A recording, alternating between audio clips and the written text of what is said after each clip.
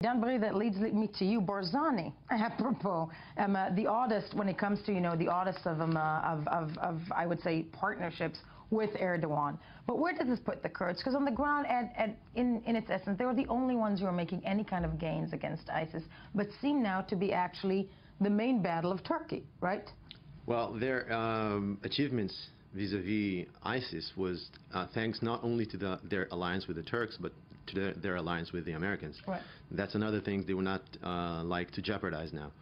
So you have to measure those two alliances, those two Kurdish alliances, first with the Americans and then with the Turks. Right. That brings an old-time rivalry they have with the PKK, a long-standing rivalry going back a long time.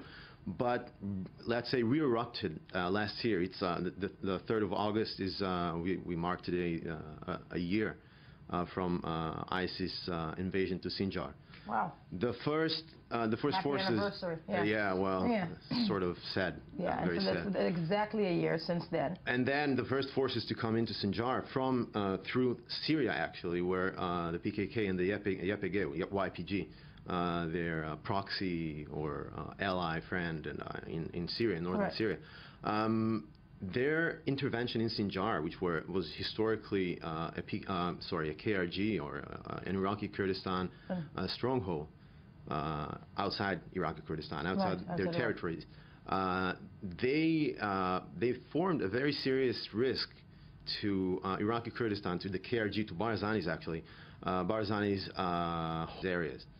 And their intervention started to sort of slip in to the KRG mainland, or if you want to say that, the areas of Mahmur very close to Erbil. It's internal battles also within the Kurdish. Exactly. Within the Kurdish community, Absolutely. within the Kurdish fighters, which is something that Turkey is actually capitalizing on at this point, right?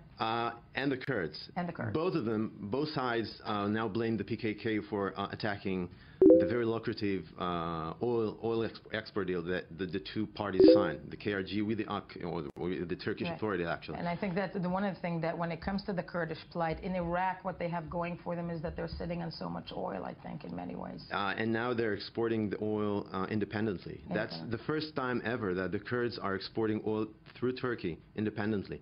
And the PKK attack on the oil, the Kirkuk-Ceyhan oil pipe in Şırnak in Turkey, 3 or 4 days ago, was specifically it targeted the most lucrative achievement that the Kurds, the Iraqi Kurds, had in years.